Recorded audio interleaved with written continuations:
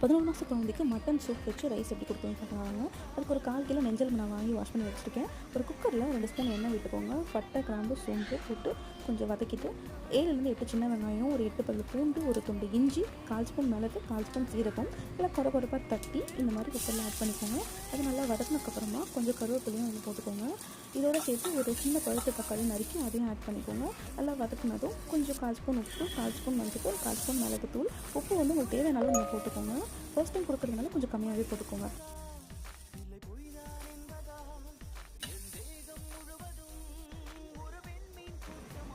புதினா, கொத்தமல்லி கொஞ்சம் சேர்த்துக்கோங்க.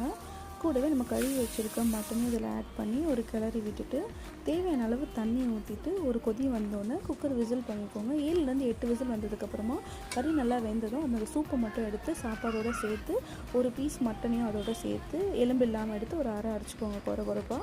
கூட ஒரு ஸ்பூன் நெய் விட்டு குழந்தைங்களுக்கு ஊட்டுங்க, நல்லா சாப்பிடுவாங்க. வீடியோ பிடிச்சிருந்தா மறக்காமல் சப்ஸ்கிரைப் பண்ணிக்கோங்க. தேங்க்ஸ் ஃபார் வாட்சிங்.